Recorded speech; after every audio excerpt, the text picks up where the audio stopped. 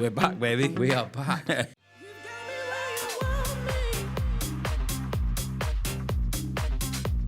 We are starting with New Year's property update, the 2024 market report. And you might find a few little shocks and a few little surprises about what happened last year. Dubai as a city has got more GDP than the whole of the UK for property. Believe it or not, we're actually now saying that 2024 was the year of off-plan sales. Well, I can tell anyone watching this, developers are not calling me because everything's selling out. Where would you put your money in 2025? Off-plan properties. Now, what about you? Jebel, which I still stick to my guns that I think is potentially the best investment in Dubai. Predictions for 2025. Copy, paste, 2024. We're going to 2025. Every single person in the world wants a slice of the Dubai pie. On today's special episode of Taking Care of Business, we are starting with New Year's property update. The 2024 market report talked about on the 14th of January, 2025. Hot off the press, this information has just landed on our desk yesterday afternoon about all of the data from Dubai Land Department and the Allsop and Allsop proprietary data. And you might find a few little shocks and a few little surprises about what happened last year. And at the end of today's show, what we'll do is we'll talk about our predictions in 24 and did they actually come true? And did Santa come to your house? He did come to my house. Okay, let's kick off with $500 billion worth of dirhams, $500 billion worth of transactional volume that happened in 2024, according to the Dubai Land Department. Massive, massive numbers. Now it's an increase of just under 40% from the year prior. I mean, that's just any city or country that has 30 or 40% growth in sales transactions.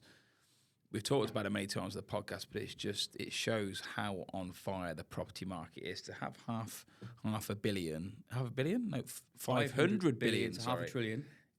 I think Mohammed Al-Abbar said at the end of last year that Dubai as a city has got more GDP than the whole of the UK for property, which is absolutely wild. So it's a great breakdown. I mean, you've got to look at where the figures have come from. 423 billion of the property market has come from residential sales. So you've got just over 100 billion in commercial, which I still think is dramatically undersupplied, which you're now seeing commercial launches in Motor City happen at the moment, which I think have sold out very quickly as well. Stuff in DIFC as well. So we might see over the next coming years, we might see, certainly not even keel, but we might see that 100 million be quite a bit more over the next couple of years.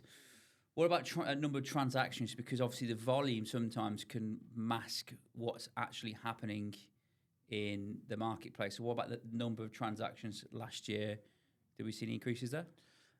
So property breakdown for is 168,407 property transactions that happened. 76% of them sales happened in the apartment section. And to give you the breakdown of where that is, do we have the data here anywhere? We've got actually 42% increase versus the previous year, which is in transaction numbers. Which is just mad. That for me. That's always when we look at the health. When we break down the data, people always talk about these billion and 100 billion dirham deals. When I look at whether it's a healthy economic or property situation, it's how many transactions are happening.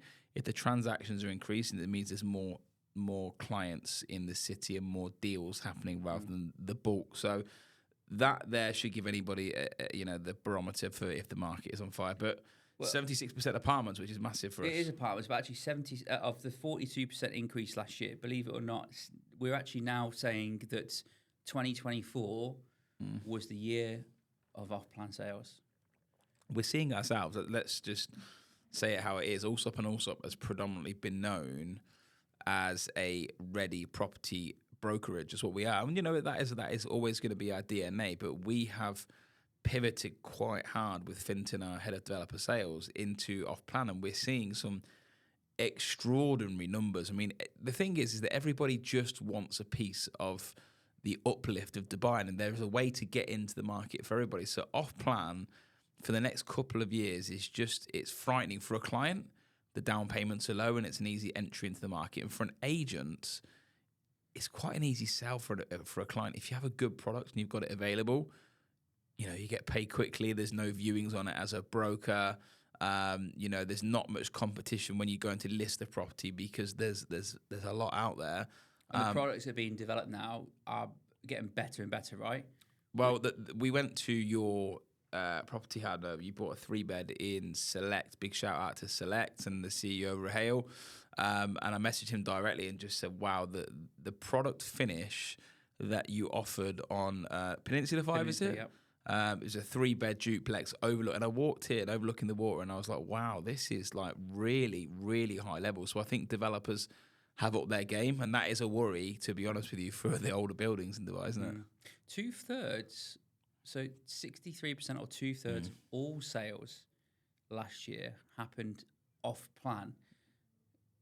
Do we see that going into 2025? Is that what do you think there? Because it's a bit of a concern from the secondary market perspective. It's hugely dominated by stuff that's not even going to be built for 2, 3, 4 years. Well, I mean, look, this is catch-22. You have to build it. You have to sell it to build it. So, and we need houses. Dubai needs houses. But I mean, is it a concern? No. I mean, the appetite is there. I mean, we were talking about Palm Jebel, which I still stick to my guns that I think is potentially the best investment in Dubai. They launched Frond E yesterday, and they sold out the whole Frond. Obviously, it's not huge, but the whole Frond in like 20 minutes. And these are minimum buying at 20 million dirhams. Now, as a broker, if you sell one of them villas, the commission's like 800 to 1 million dirhams, absolute minimum. So these agents, and that's including us, are having a good time in the off-plan. But do you know who's having a good time? People that buy them at the moment. What about off-plan? So some of the most popular months last year we saw, or actually Dubai saw, was actually September and October, 12,000 plus transactions in each of their months. So do you think that was down to most of the transactions happening before the summer and then they were getting registered? Like what time, or is it just... People are hyped up for Halloween, mate. That's what it is. People. So Halloween off-plan you're scared into buying a property. No, I think it's. You look at the September, October, November dates and times. What you'll see with it is people are normally coming back from the holidays, aren't they? That's when it is. September, is it? The kids go back to school. Yeah. And when the things of these 2 dates, September and October, is most of the time when they're registered DLD. Yeah. So my experience with buying off-plan at the minute is when you reserve or see a unit, it normally takes 2 to 3 months normally to then start getting an accrued or anything official in place. So you're talking pre-summer sales most likely. Yeah, but I think the ones in the summer going into September, October, I think there's a lot of people that come back. And I never thought this before, but the Dubai property market is dictated by the school holidays. And I still believe that because no matter how much money you have, your kids most of the time need to go to school. And when they're off school, you want to take them away, especially if you've got money. So I think there's a lot of the luxury property market segment and transactional segment is based on the school holidays. So it's you can see the trend there that as soon as the kids go back to school, you will see a spike at the same time. You did touch on earlier on 74% of total property sales are actually apartments. Do you think that's an opportunity for someone buying? Do you think the market in the future is invest towards villa townhouses? Because there's clearly not enough being built. I literally just bought a 3-bed in El Saab, which is the Jumeirah Golf Estates townhouses. I think it transfers in a couple of days. And I was speaking to Darren Murphy, our agent, and he was like, "Why did you buy that?" So I think I bought it for like 5 million. It's a buy-to-let investment. And he was like, "Look, it's a little bit overpriced." I said, "Yes, it is. But is it going to be overpriced in 3 or 4 years if I buy the right location?" And he sort of stood there and went, I get it. There's a massive undersupply of townhouses, massive undersupply. And the thing is with this development, this one that I'm talking about, the Jasmine Lane, when you go into Jumeirah Golf Estates and you see these handed over, it goes back to what I said about Select. The new handovers, the quality that you're getting is A1. But the reason I'm putting my money into townhouse at the moment is because 24% of transactions show that there is not enough villas handing over to keep up with demand. So yeah, 26% of all transactions were villa townhouses, which is like crazy. And actually, the new launches, most at the moment, are gearing towards apartments, even more recently. So yeah, but if you're a developer, you would. If I was building buildings, if you're left with this single square plot, you build upwards and you sell it at high volume. So as a developer, I think that's what you do. And the thing is, building a master community is difficult because you need millions and millions of square feet, don't you? You do. What about what's happening at the moment with the actual sales market in general? What do you see happening going into this year? Because we talked about last year potentially increases again going into this year. Do you think it's still mostly dominated with off plan? Do you think there's going to be any change in prices? I think, if I'm not mistaken, a report last year, and we'll talk about it, someone else report for this year just gone by. I think it was like 7 to 10% growth that they happened last year. I did say double digits is where I think they were at. Where do I see it going? I think if we can get a steady 5 to 10% again, I think we'll be in a good place. And, starting off the first 10 days of the year, 2 weeks of the year, the activity has already started off frighteningly well. The activity of viewings, for buyers' activity. The biggest problem in the market, and I think I've said it for maybe 3 years now, is that if you're a serious buyer wanting to buy a house and you're looking for a 3-bedroom in JGE townhouse and you want it to move into, how many are ready? Not a lot. 1,000, 1,200? No, how many are ready to actually view and move into? If you're a buyer, there's not a lot. You're probably not even talking less than 30 or 40, you'd imagine. Less. A lot less. I mean, if you're a buyer wanting to buy a house, you are left with 2 or 3 choices. Yeah. You've gone down from 1,000 to 40. No, as in if it was total properties in that area. Yeah, what about in JGE? Yeah. Like you're just not going to have a lot of choices at all. I know it's obviously when we're talking about these podcasts, these really big numbers of 74% of total value and prices going up as much as 42%. But actually, we've got some areas here which you can kind of get an idea of what happened 2023 to 2024. So Business Bay apartment sales, the volume of transactions increased in Business Bay sales last year, 26% versus 2023.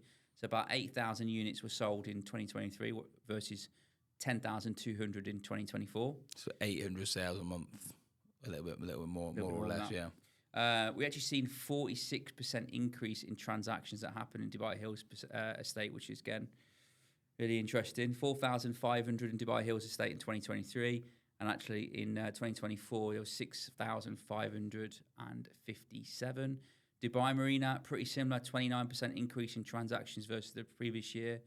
Nearly 1,000 transactions more than the previous year. Downtown, though, down 13%. Yeah. Why do you reckon that is? Maybe because they've built a lot there and there's more inventory happening. Could be that... I don't think there's a lot of land. There's not a lot of land. There's a lot launched, but is a lot available? Are there too much money? Has downtown become less popular? I don't know. There's lots of... You can't really put a finger on it, I don't think. No, especially if the Marina is up 29%, which is comparable, really, to a downtown. But yeah, interesting stat. Downtown Dubai down 13%, but...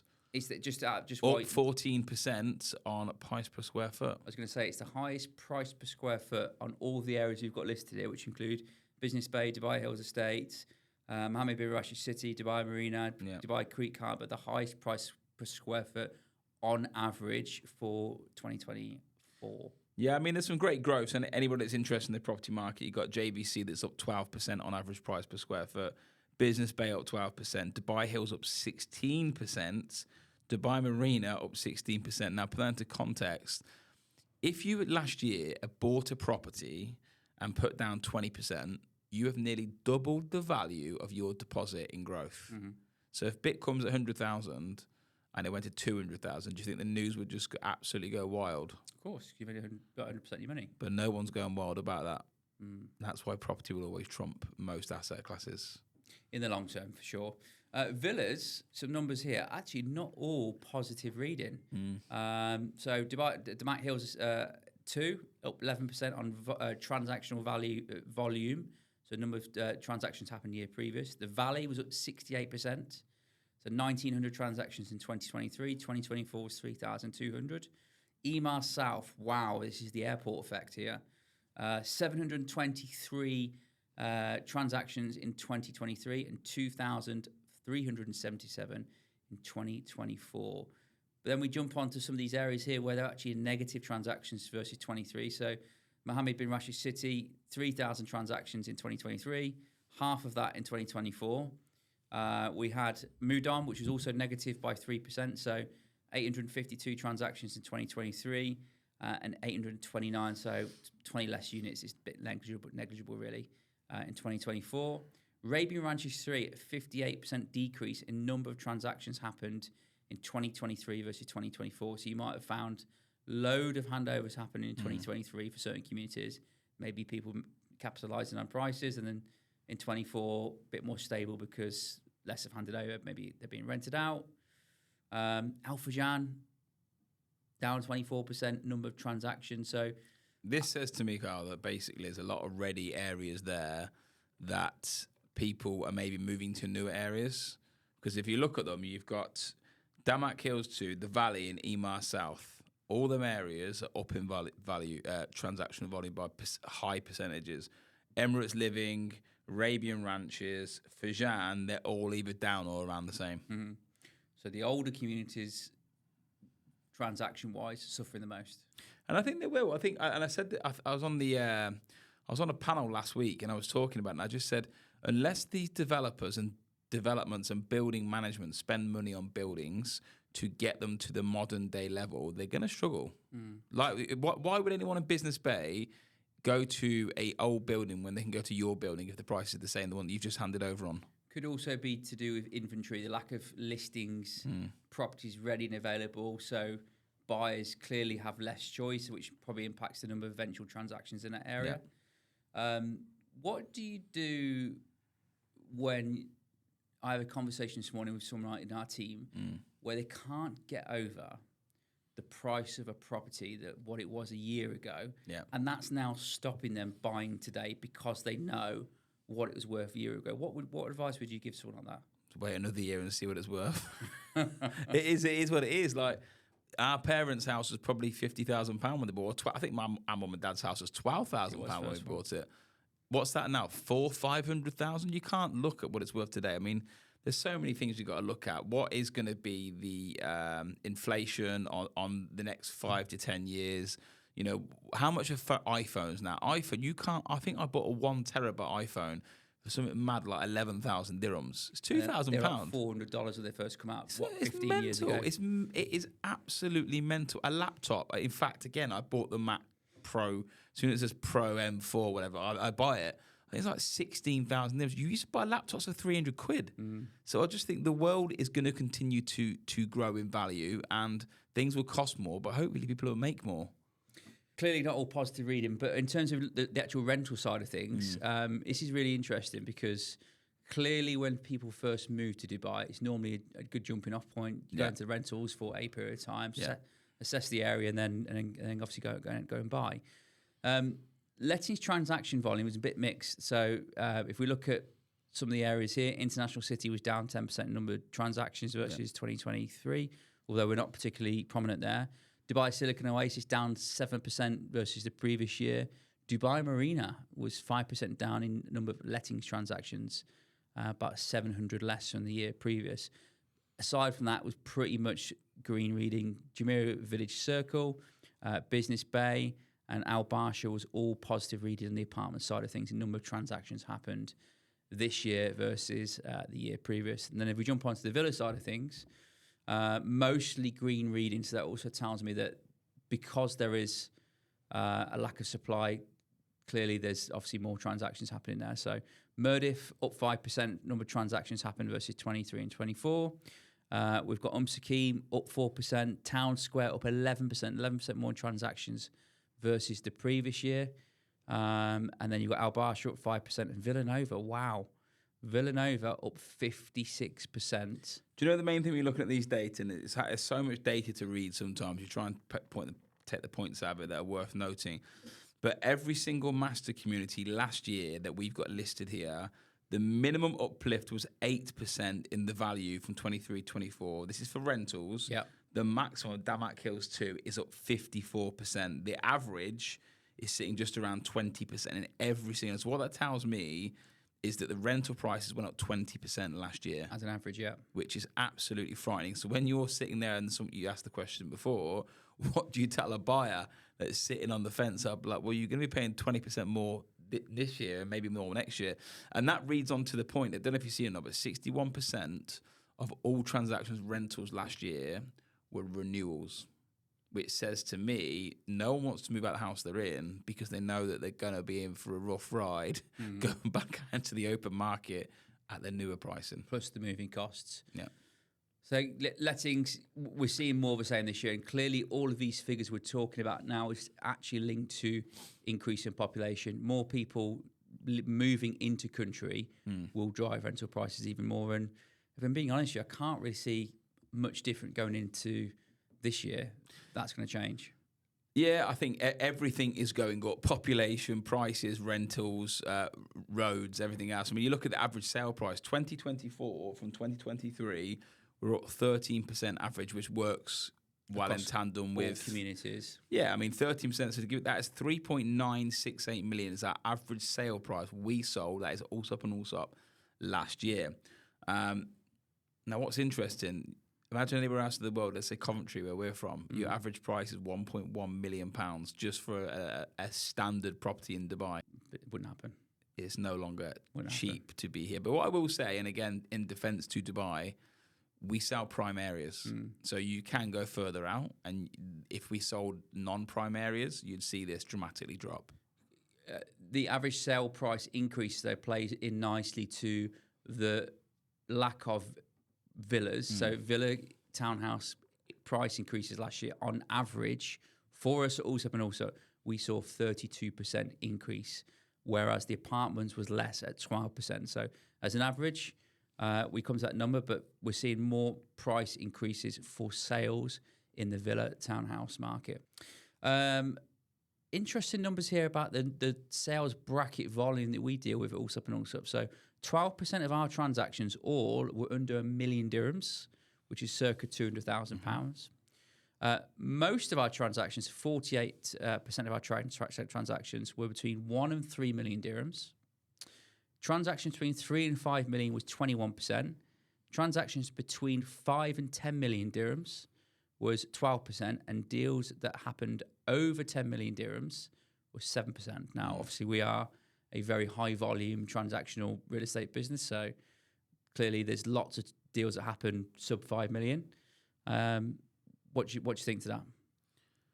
Look, an estate agency has to have volume. It's as simple as that. I mean, we cater to the 1.5, 2, 3 million dirham apartments and the 3, 5, 6, 7, 10 million dirham villas. But our data will give the best indication of the market because the volume is so high in what we do. But I mean, you can see like the top 3 sales in the whole of Dubai was the top 3 sales for Allsop and Allsop. 105 million in Tal Al Ghaf, 68 million in Atlantis Residences, Al Barari, 65 million. And there's probably about 11 or 12 sales we've got in the private office that have NDAs on that we can't sign, that are notified, that are above them values.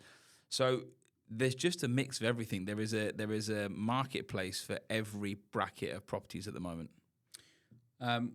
We look at the more kind of granular details here. So number of viewings last year up 22%. So clearly people are either taking their time to look at more, or there's more inventory coming to the marketplace.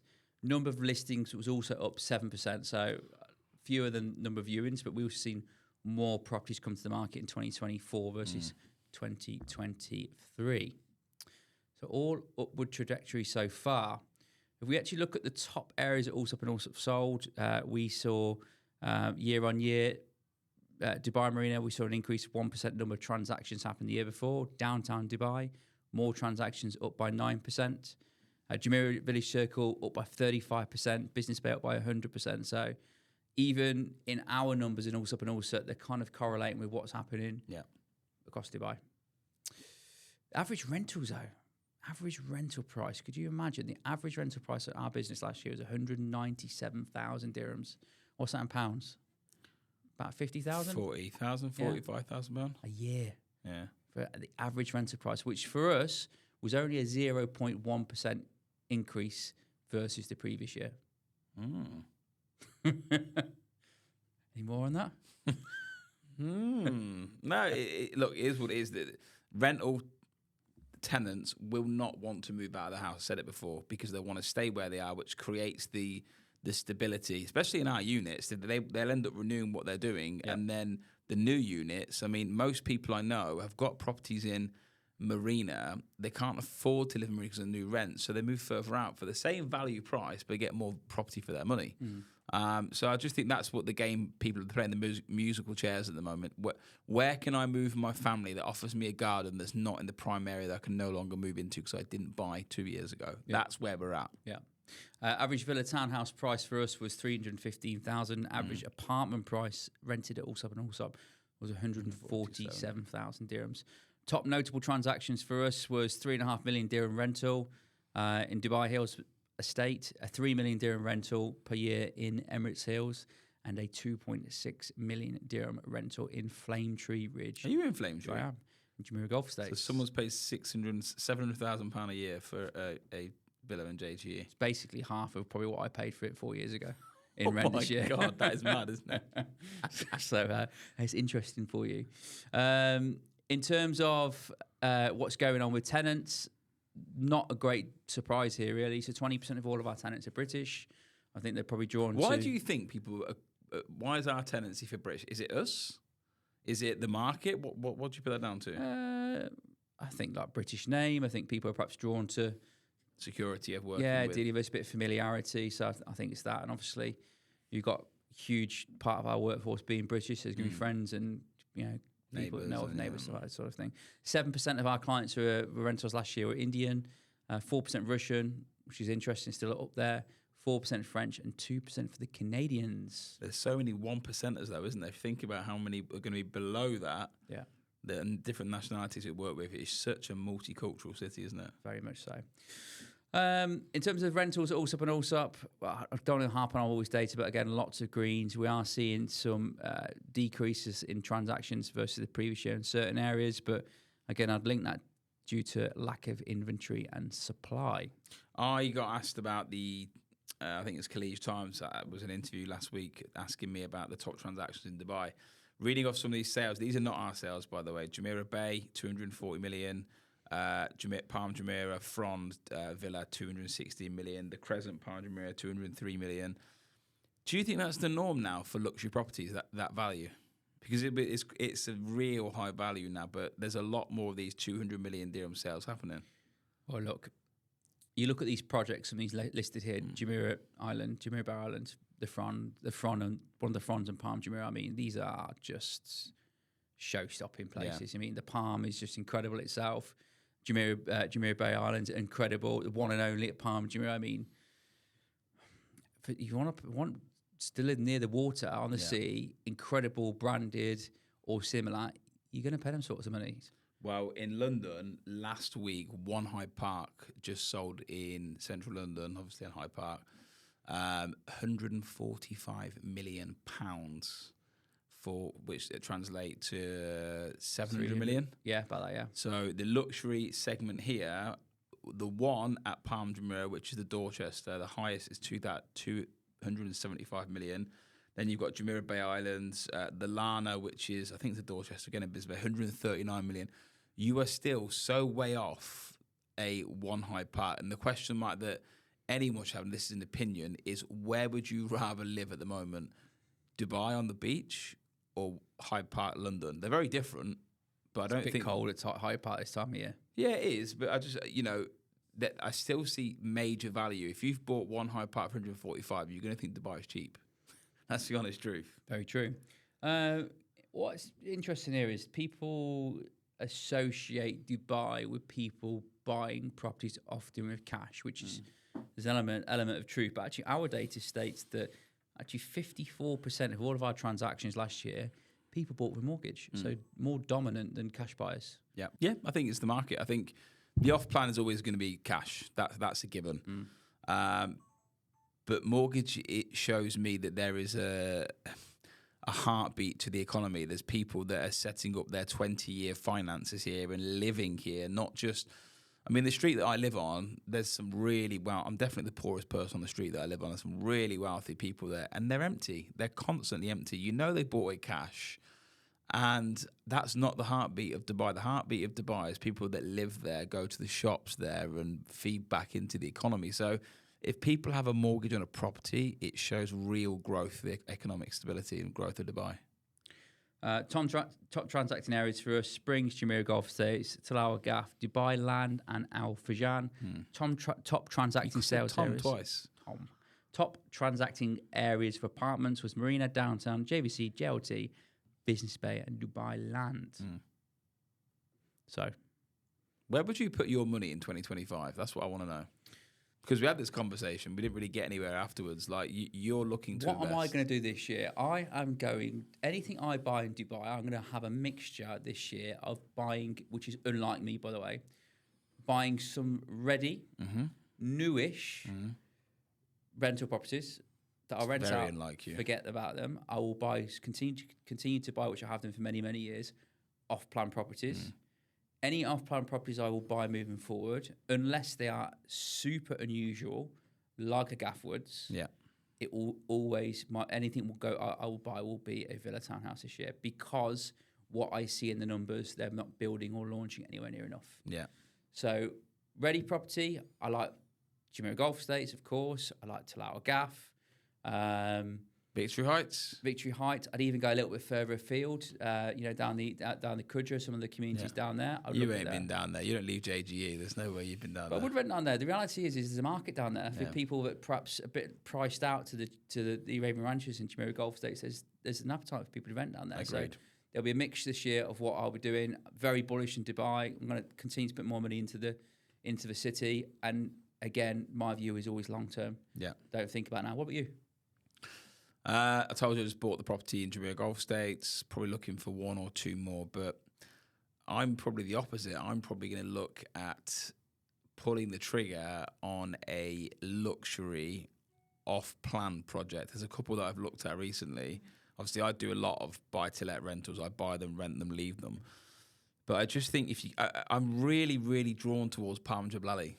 I really am drawn to it because they're 22 million for a very good number, like let's say a number 100, which on the Palm is high. And then it's 10% down on day one, so you need 2 million dirhams. You've got the payment plan for 3 to 4 years, but the question you've got to ask yourself is how much is a Palm Jumeirah villa worth? Palm Jumeirah villa is worth a custom, upgraded, completely renovated, knocked down travertine on the front and a high number, minimum 60 million, could be 100 million based on per square foot. I mean, the one thing to consider with Palm Jebel Ali as well is that a garden home is around 5,000 square feet. The new ones are 7,000 square feet. They're going to have the full sliding open doors, the kitchen, how you've seen Select. You know the developer's going to upgrade this development beyond anything that we've seen. It's just whether or not I've got the patience to wait that long. Because you typically, as an investor, you wait closer to the time. Pay a premium so you know what you're getting.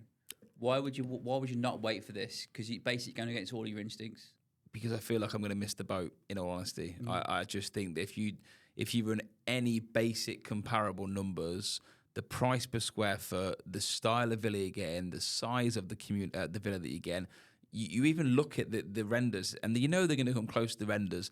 They're going to be like Miami-style villas. Yes, the Palm Jebel Ali is going to be bigger, but you're telling me it's not going to have better beaches, better communities, better facilities. Like, at this moment in time, the shoreline, the Golden Mile, these places are outdated.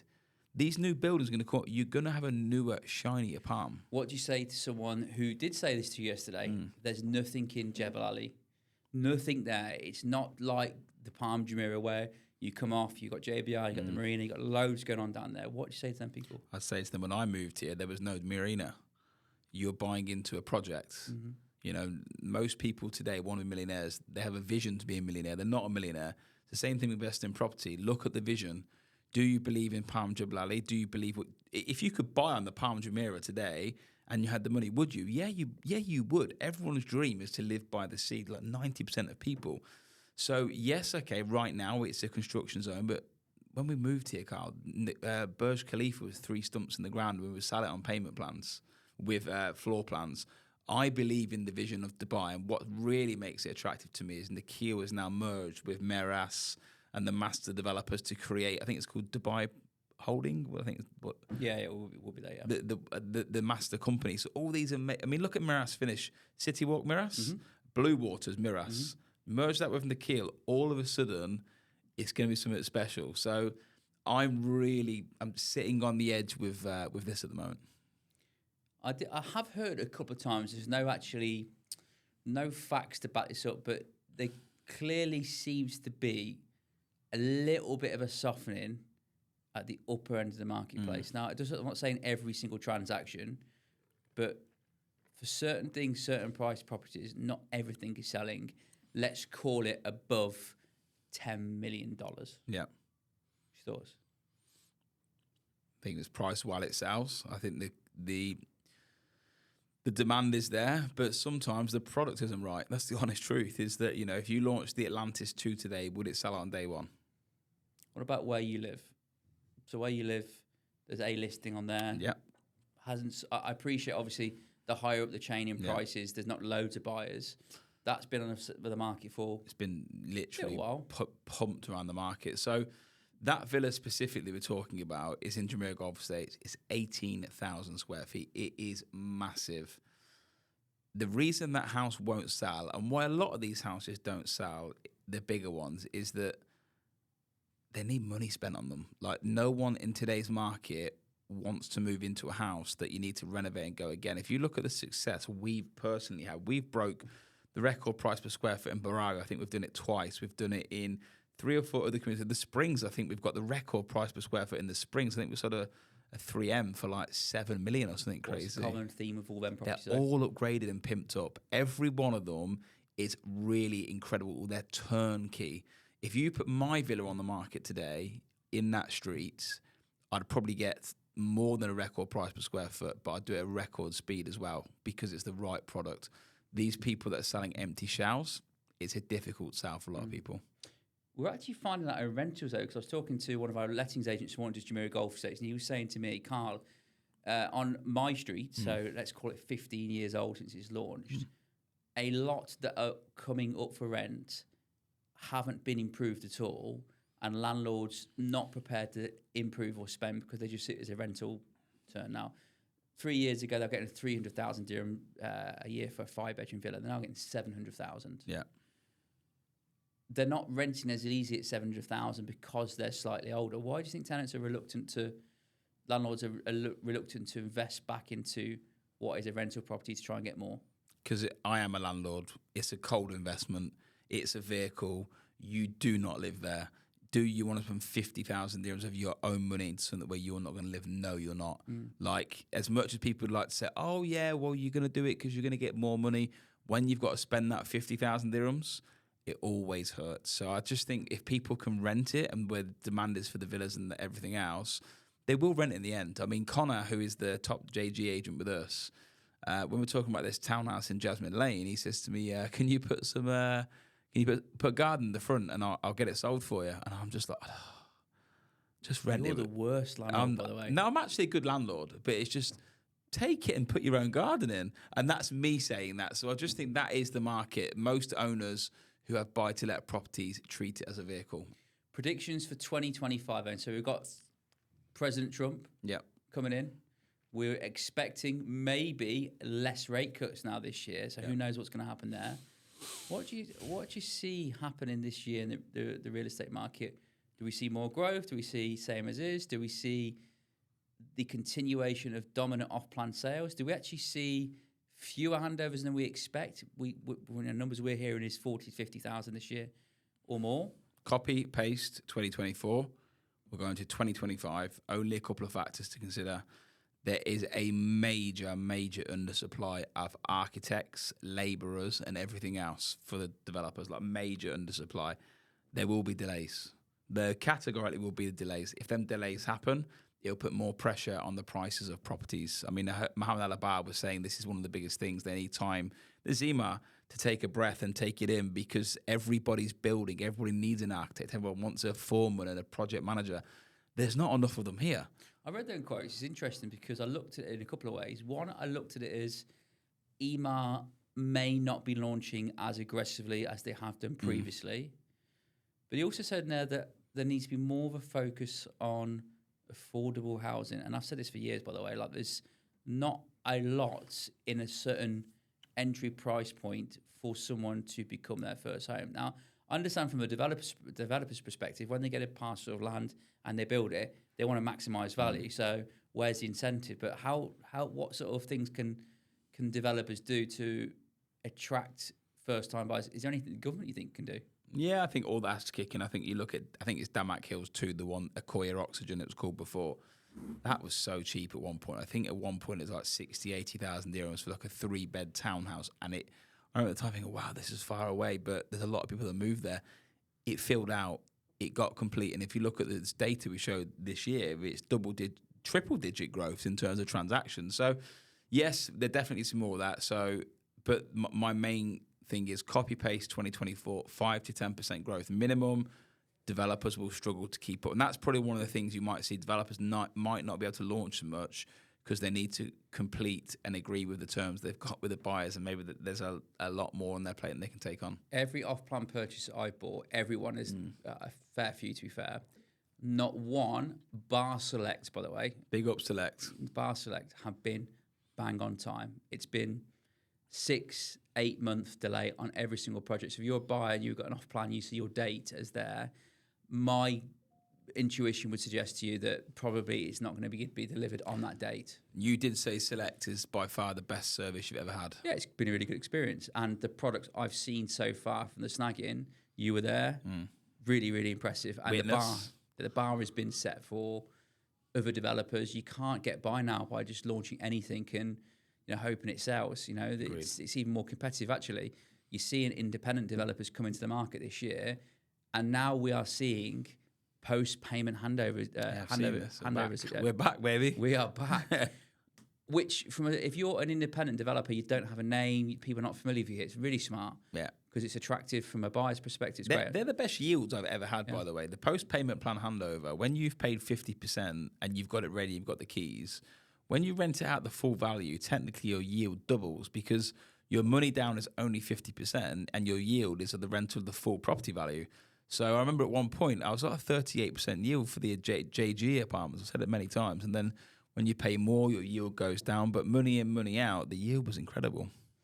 Market there for people. Do you think that's an opportunity this year to take, not a punt or a gamble, but basically go into a development where they're not familiar with that person, that development, and take advantage of these post-payment plans? Because you're new to market as a developer. That's the only way you can compete, really. I agree. Obviously, can you really compete on top product when your spend or budget's not the same as the Ellingtons and the EMARs? But you can compete on price and... we've seen one in Sports City, didn't we, last week? Where 1% for every month or something. There's one that's ready in a year with 50% down. Payment plans will win generally because you're calculating how you can get into the market. So I think that'll be a big one for next year. What will be an indication of the health of this marketplace or how fast properties are selling? If you start seeing the big developers be more flexible on payment terms, that is a suggestion that not everything is selling as it was a year ago. Commission increase. Because I've done it for so long, we've done it since 2006, as soon as developers start calling you saying, hey, we're going to pay you more, you're like, okay, you need us now. I mean, when the market's really good, developers are never there, are they? You don't hear from them. They don't want to speak to you because they don't need you. But when the market's not good, they need you. So I can tell anyone watching this, developers are not calling me because everything's selling out. So the market's great. The market's fantastic. Copy and paste for next year with a few challenges along the way. But, my summary for this is that every single person in the world wants a slice of the Dubai pie. I agree. I think if we see, similar to last year, anywhere between 10 and 20% increase in property prices, we may see some headwinds on rental prices if there are high volumes of handovers this year. They're not handing over anywhere near quick enough, I think, in general across Dubai. It needs to be a lot smoother, a lot quicker. Agreed. It also would depend on if we see some interest rate rises, we might see it decreases, might see a little bump in prices. But I'm intrigued to know, before we wrap up, what your thoughts are on the new RERA rental index. It's been a bane of our life for the last few years where you can't increase your rental price, or landlords can't increase their rental price because they're referring to very often an outdated index. Yeah. So now there's a new... the new rental, is it called rental index? Is that what it's called? It's called a Smart AI index, yeah. Basically, for anyone listening to this, they launched a new AI index, and where it comes in very helpful is if the rental index before would only go areas and units. Now it goes into buildings, and it categorizes via AI things like how good the gym is at 5 stars and how good the amenities are. And that's quite a big thing, because use the marina as an example. The marina's got one end of the tap, the horrible end, to be honest with you, the bit that needs a lot of work spending on the third-party developers. And then you've got the higher end where the selectors and everything else. And I think if you're a tenant and you're in these older buildings, and there are some old buildings that need work, they're not in a bad location, they're just not great buildings. And they need to be categorized as, hey, they need money spending on them if you want money spent. And the perfect example is the building we're in Control Tower. I've actually gone to the developer before Christmas and said, look, we will invest some money in because I believe we need to liquor paint and some lights changing in the reception, et cetera, to get it to the level that would be categorized as a high-end development. And their answer back at the time was, we haven't got money in the pot because they've got to manage the building and they're doing what they're doing, but they'll look into it. And I think that's going to be interesting to see how that plays out. If you're categorized as a 1-star building in Marina and you need a liquor paint and you need to change the lights and change the reception, how do you do it if your funds are allocated? Correct me if I'm wrong, but does that mean if you are a landlord in an older building, the landlord is not spent money to upgrade the building, technically you're penalised for the amount of rental increase you can have because the building's older? Correct. Oof, you'd be very frustrated if you've got units there and it's an older building and a developer isn't. Wow, what's going to happen in Dubai and RERA and these places that are really old buildings? Are they going to be categorised? I haven't got the answer. But what I would say for Dubai is it's going to give more visibility. How we've got the data hub, and you can go on there and see every rental price, every sold price, up to 2 minutes live when it happens. The more data we get, the cleaner the market is. And I think we're getting very close to having a super clean market with all this data coming in. Good. Well, that's us for taking care of business. 2024 is wrapped. 2025 is ahead of us. Lots of data to come out over the next couple of weeks. We've got our press report coming out over the next few days. We're excited for the new year. Our teams are growing. Dubai is growing. More people coming into the country. More communities handing over this year. I'm excited. Let's go.